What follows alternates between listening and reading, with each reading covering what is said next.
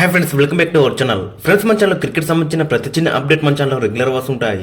ఇంకా మన ఛానల్ని సబ్స్క్రైబ్ చేసుకుంటే ఫ్రెండ్స్ వెంటనే సబ్స్క్రైబ్ చేసుకోండి అండ్ పక్కన బ్లెక్ని యాక్టివేట్ చేసుకోండి. అండ్ అదేవిధంగా ఇంకా మన వీడియోని లైక్ చెప్తే ఫ్రెండ్స్ వెంటనే లైక్ చేసి మనం వీడియోలోకి తింటాం. ఫ్రెండ్స్ తప్పకుండా లైక్ చేయండి. లైక్ చేస్తే మన వీడియో మార్కెట్కి ఫాస్ట్ ఇయర్ ఇచ్చేస్తుంది. ఇక ఐపీఎల్ 2025 మ్యాచ్లో టాప్ 10 ఫాస్ట్ బౌలర్స్ ఎవరనేది మనం ఈ వీడియోలో అయితే చూద్దాం. మోస్ట్లీ మరి అన్ని టీంలు కూడా మరి వీళ్ళనే టార్గెట్ చేసే అవకాశం అయితే మనకు కనిపిస్తుంది. ఇంకా అక్కడ ఆప్షన్కి జస్ట్ 7 days మాత్రం మిగిలింది. సో 24-25 నాడైతే ఆక్షన్ జరగబోతుంది. ఫ్రెండ్స్, మరి ఈ ఆక్షన్ అప్డేట్స్ మీరు మిస్ కావద్దనుకుంటే ఖచ్చితంగా మన ఛానల్ అయితే సబ్స్క్రైబ్ అయితే చేసుకోండి. ఇక మనం లేట్ చేయకుండా వీడియోలకి అయితే వెళ్ళిపోదాం. ఇక నెంబర్ 10 ప్లేయర్ వచ్చేసి ఖలీల్ అహ్మద్ కోసం కూడా అన్ని ఫ్రాంచైజీలు అయితే వెళ్ళే ఛాన్స్ అయితే మనకైతే కనబడుతుంది. ముఖ్యంగా అక్కడ చూసుకుంటే మరి ఢిల్లీ క్యాపిటల్స్ ఇతనైతే బ్యాక్ చేసే ఛాన్స్ అయితే మనకి 100% అయితే కనబడుతుంది. మొత్తం అక్కడ 14 మ్యాచ్లో 17 వికెట్లు తీసుకున్నాడు. కొంచెం అక్కడ ఎకనామిక్ హైగా ఉన్నప్పుడు కూడా మరి వికెట్లు అయితే రెగ్యులర్గా తీస్తూ వస్తున్నాడు.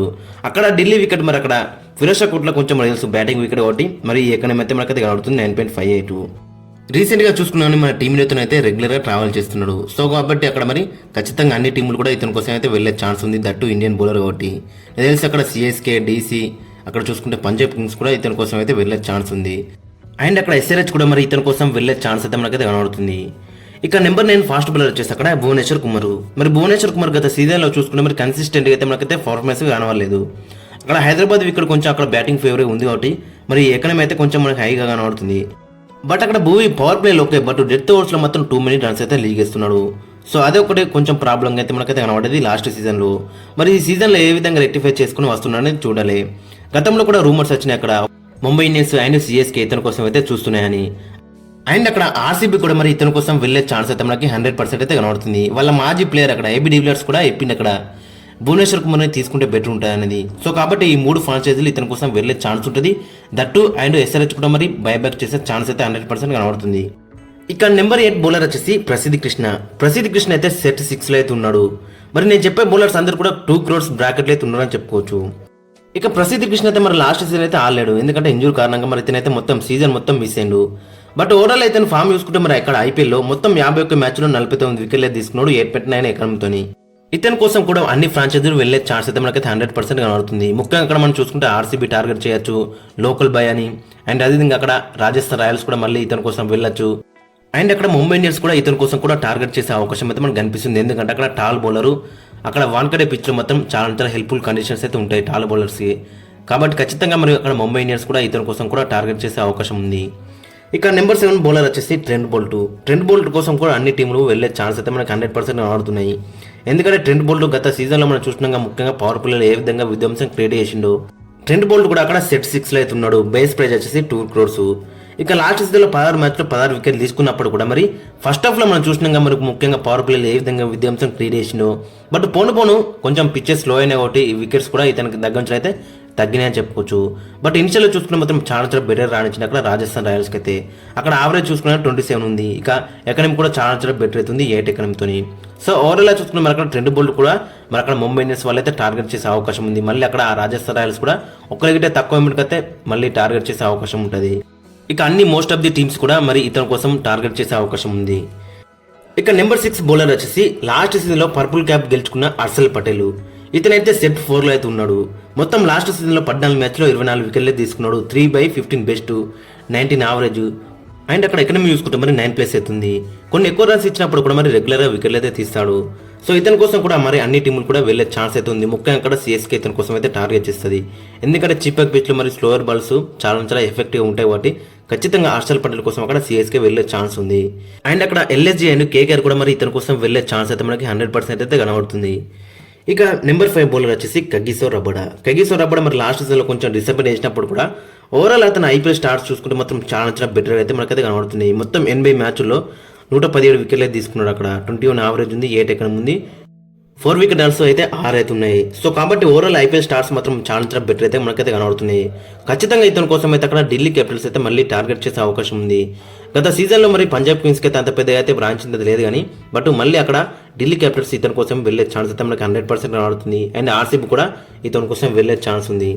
ఇక నెంబర్ 4 ప్లేయర్ వచ్చేసి అక్కడ మొహమ్మద్ సిరాజు గత ఐపీఎల్ సీజన్లో మరి డీసెంట్గా రాణించిండు.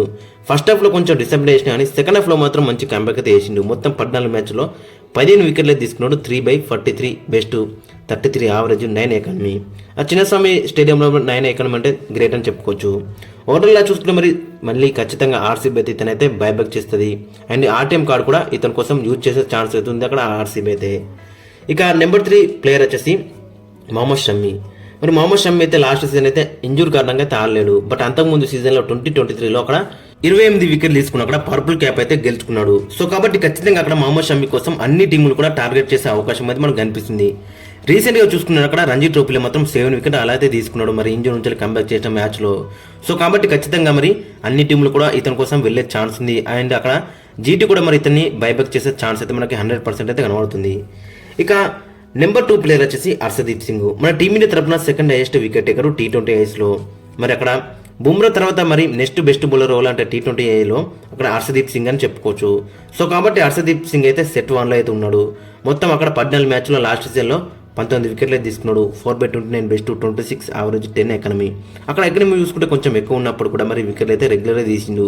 సో కాబట్టి ఖచ్చితంగా మరి అన్ని టీములు కూడా ఇతని కోసం కూడా వెళ్ళే ఛాన్స్ అయితే మనకి 100% కనబడుతుంది. ముఖ్యంగా అక్కడ పంజాబ్ కింగ్స్ మళ్ళీ ఇతన్ని అయితే బైబ్యాక్ చేసే ఛాన్స్ ఉంది. అండ్ ఆ టైం కూడా యూజ్ చేసే ఛాన్స్ అయితే 100% కనబడుతుంది.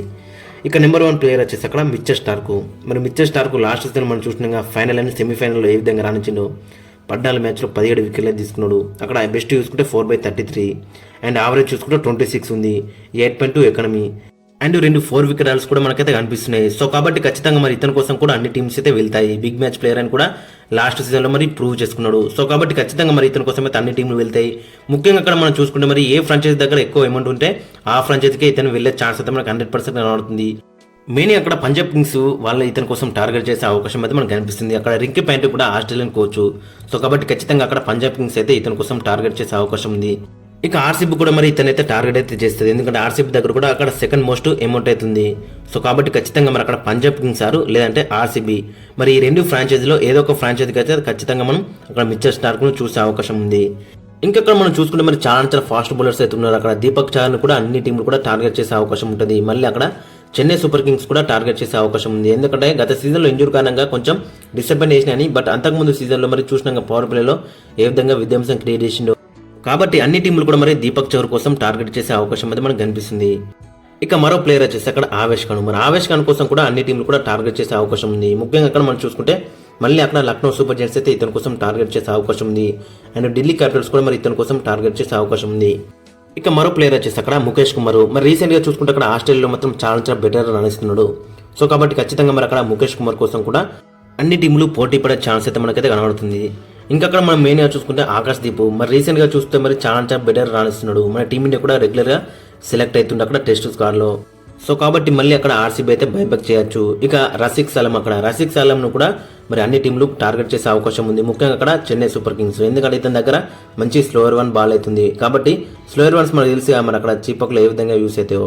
కాబట్టి ఖచ్చితంగా అక్కడ రసిక్ సలాంను కూడా అక్కడ మరి చెన్నై వాళ్ళు అయితే టార్గెట్ చేయొచ్చు. ఇక మరో ప్లేయర్ వచ్చేసి అక్కడ వైశాఖ్ విజయ్ కుమార్. మరి రీసెంట్గా అక్కడ సౌత్ ఆఫ్రికా T20I సిరీస్కి అయితే ఎంపిక అయిండు. సో కాబట్టి ఇతని కోసం కూడా మరి అన్ని టీంలు కూడా టార్గెట్ చేసే అవకాశం ఉంది. ఇతని దగ్గర కూడా మంచి వేరియేషన్స్ అయితే ఉన్నాయి. కాబట్టి అన్ని టీంలు కూడా ఇతని కోసం కూడా వెళ్ళే ఛాన్స్ అయితే మనకి 100% అయితే కనబడుతుంది. ఓవరాల్గా చూసుకుంటే మరి ఈ ఫాస్ట్ బౌలర్స్కి అయితే మంచి డిమాండ్ అయితే ఉంటుంది. అన్ని టీంలు కూడా టార్గెట్ చేసే అవకాశం అయితే మనకు కనిపిస్తుంది. ఫ్రెండ్స్ మరి మీకు ఒపీనియన్ అయితే కింద కామెంట్స్లో అయితే మెన్షన్. మరి ఏ బౌలర్ ఏ టీంకి వెళ్తే బెటర్ ఉంటుంది అండ్ అదేవిధంగా ఏ ప్లేయర్కి అక్కడ ఎక్కువ అమౌంట్ వస్తుందో ఖచ్చితంగా కింద కామెంట్స్లో అయితే మెన్షన్ చేయండి.